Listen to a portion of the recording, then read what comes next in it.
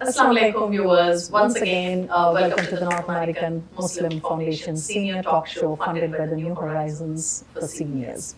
Today on our show, we have a guest, Shameem Ansari. She had completed her law in London, England, and moved to Canada. Let's hear it from her. Welcome to the Senior Talk Show, Shameem. How are you doing today? I'm doing good. It's so good to have you on our show today. We would like to hear about your migration to Canada. How did you think of making Canada your home? Well, I didn't have much choice. I thought when I came back from England after completing my LLM, I was anxious to get a job in a very good firm, which I did. Mm-hmm. And for a year I worked over there.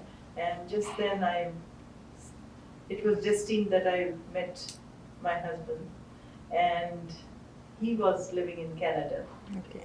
So thus it was Canada. Yeah, so it was destined for you to come here to live and make Canada your second home. Yes, which I'm very happy about. Yeah, wonderful. That's wonderful. Shameem, we are capturing some information about seniors today as to how we can improve the services in Toronto for seniors, since there's going to be an aging population. So we would like to capture some information if you would like to share some. That's the reason of our interview for today. So do you receive any medical services? If so, would you like to share some light on the medical facilities that we can improvise in Toronto? It's a big leap. From 1979 that I immigrated here, and life was wonderful and everything. I never needed any medical service, but it so happened that last year I got a stroke, and I just by the force of my daughter, I happened to go to a hospital to check out. Did you feel any symptoms before the stroke? I didn't feel anything. It was just by God's doing that we went to the hospital instead of going shopping. And I ended up with Markham Hospital just to check out. Yeah. And after taking my CT scan, they thought everything was normal and they were sending me home. Yeah. And I don't know what would have happened if I was coming back home. Maybe nothing. Yeah. And since you live alone, you also live alone. So that was my first experience of going into emergency and getting the medical services as such. And they said, "You're okay, you can go." So I felt as if the emergency services has more on the head because they have to clear up the rush. The rush, yes. And they don't go into that many details as. But you felt that something was wrong with you and you didn't want to go home. More than me, my daughter was She apprehensive knew. because she had a friend also who was advising her that unless you meet somebody in the medical internist, don't just take their word. Yeah, to take a consultation from them. And more so they were interested in getting an MRI. And unless I would stay in the hospital, that would not take place in such a emergency. So we waited for the doctor to come in, and he advised that had it been my sister or my mother, I would not advise you to go away. Home. Though that was tempting. Wow. So I stayed in the hospital, and as a result, I had my MRI in 2 days' time, and they found that there was a passing stroke, which made them very aware of seeing what medicines I would take. I never took any medicine before. So they put me on the medicines, like blood pressure and they started the treatment right away when they found that. Treatment right away. And they did it for a month where everything was normal, and then they released me. Yeah, I remember you were in the hospital for a pretty long time. A month is a long. It's a long time, but it was good that the doctor tried to do Yes. other tests and to make sure that everything is all right with you before sending you home. But see, meanwhile, had you gone home, you were alone at home, anything could have happened at home at that time. Yeah, so I think every individual person also has to be more responsive towards letting them know that, I can go home because I feel something is wrong with me. So they could detect the exact cause of what is happening to you. And people should not feel that they are in a hurry and they want to go home and take the advice right away. Right away from the doctor. Yeah. They should see the specialist as such. Yes, right away. that's good. That's a very good advice to the seniors. So please make sure if you're not feeling well, if you're not 100% satisfied, please make sure that you consult your family physician. Let him know what's happening to you internally so you can get the right treatment at the right time, like Shameen did. That's a very good advice, Shameen. Coming back to COVID, we know that it has affected the entire globe around us. What did you do to keep yourself socially, active at that time? I know social isolation was prevailing within everyone. What did you do to avoid social isolation? Social isolation, that is a word that everybody felt. And that made us realize that we took so many things for granted. All the friends, very important. All the social circles that we are associated with is very important. They all moved to virtual rather than actual meeting. And that kept us at least in touch with them, each of us. And though it was very difficult to keep up the same way, we could not meet personally. Yes. Everyone, and more so it was winter time, and they were all subjected to either meeting on the doorstep or not even that. Because why take the trouble of going in the winter all the way? So that made us realize that these are very important things and we should not take for granted. Very true. Very true. Because, we live in a society where people are social animals, right? We live in a society where people need social interaction with each other. And most of us, we're probably saying, okay, I don't have the time, I'm busy, I'm doing so many things at one time. But that made us realize during COVID that people are important. Your social life is important, your family, your friends, that you have a social structure. That's more important than anything else for you. That keeps us going. And we hope people value that. We hope people value that system, and stay with a support group that can lend you support during times like this. We hope we don't have to see another, pandemic like this, but then we have to overcome barriers that we have faced during this time, right? That's true. And how do you balance your physical and mental health?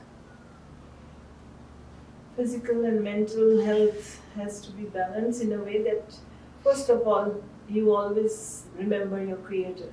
Yes. In all situations. And that balance is something that keeps you going. True. The spiritual health. The spiritual health. So there were so many classes that I was used to doing the classes, going, and those classes on the Zoom made us very, very active. And I was very much keenly involved in understanding the Quran and hearing all the messages and understanding a new language, probably. Yes, that I have been studying for the last 10 years. I've still not gone very, very near to that. But in a way, it is understandable to some extent. And that kept me going, especially. That's so true. That's so true, because sometimes you also need that time to give yourself to spiritually heal yourself from within. And most of them, I think, did take the help and the support of spiritual learning and learning a new language and going on Zoom. Technology has also helped us in a situation like that where you kept connected with people, learning a new language and a subject. Yes, though I had lots of difficulties with technology because I felt everything can be handled. Yes. But this technology held me back. Yeah. And you had to learn a lot. You had to learn a lot. I'm still in the process. That is true. That is true. And it's a good thing that every day we are in a phase of learning, so we learn something Yes, new. yes. That also keeps us active and it keeps your mind stimulated at the same time. So, do you do any physical exercises at Oh home? yes, every day. And and that made me realize that our government is doing a lot to help in these aspects for the seniors especially.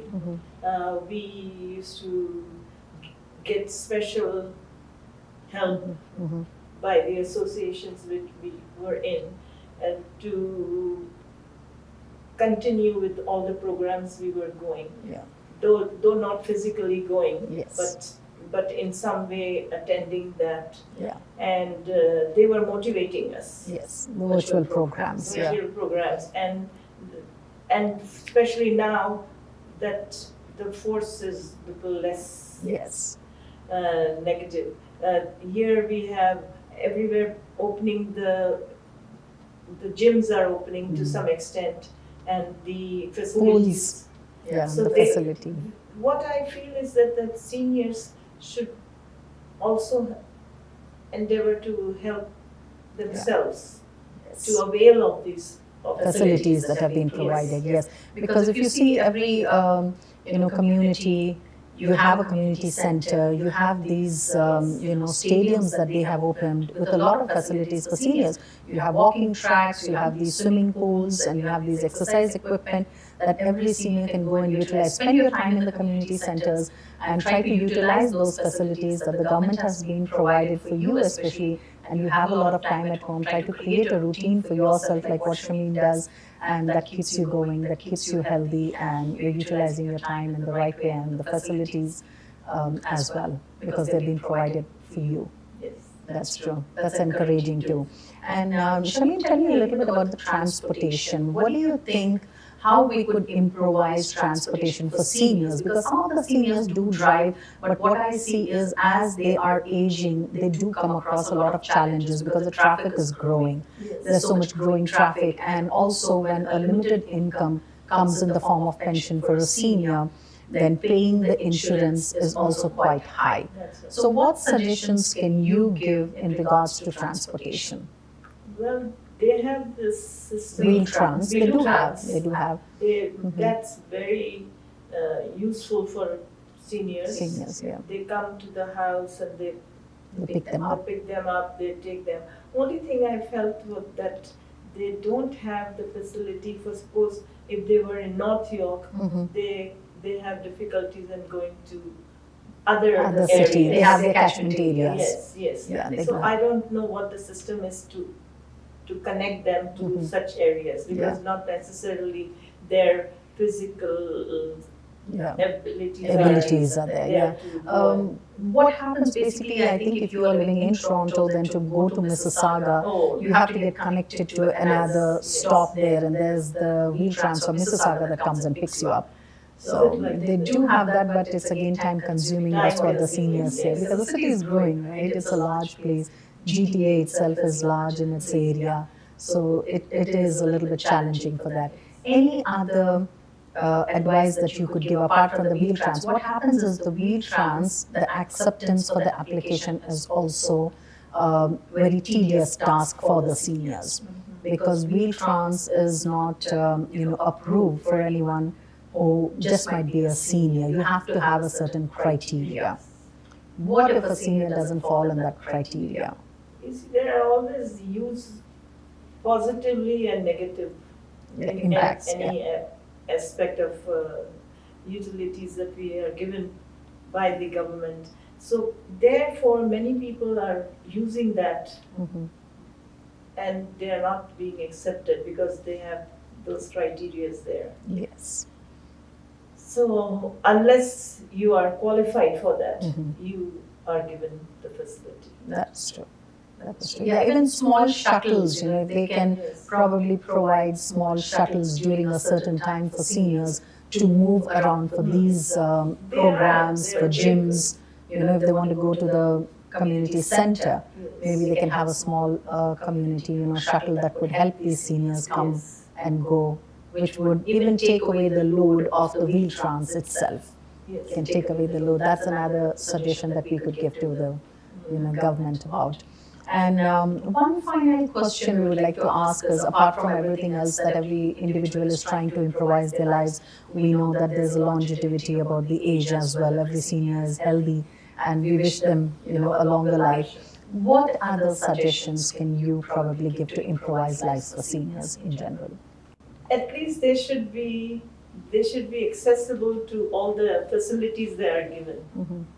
Because the facility is there, but there are some seniors who would not know about it. Yes. At least the friends and the neighbor and the family member. There are very many cases where there are not many family members or Mhm. are interested who are doing this, Yes. because then the load will go on them. On them. So it's the friends, neighbors, social workers Yeah. who could help. Very such true. thing. Yeah, there are a lot of doctors who recommend people to the programs as well. Yes. They do have the clinics, and the social workers do provide, but again, I feel it's a responsibility of the family as well. If you do have a senior at home, New Horizons provides such wonderful programs. New Horizon funds these programs for seniors to come and attend. So every individual has to be aware of these programs. Yes. And I love your suggestion. The family has to be responsible to see how they can keep their seniors active within the community, and then try to come learn, be aware of the facilities that have been provided to them, and take away the load of the children themselves. That's right. That's a beautiful suggestion that you have given. Yeah, thank you so much, Shamim, for joining us and sharing your beautiful views with us. We look forward to seeing you more in the near future. So once again, thank you a lot. Thank you very much. Yeah, thank you.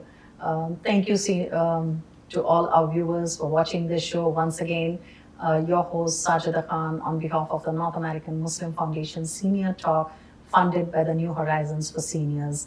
See you on our next talk show. Thank you once again.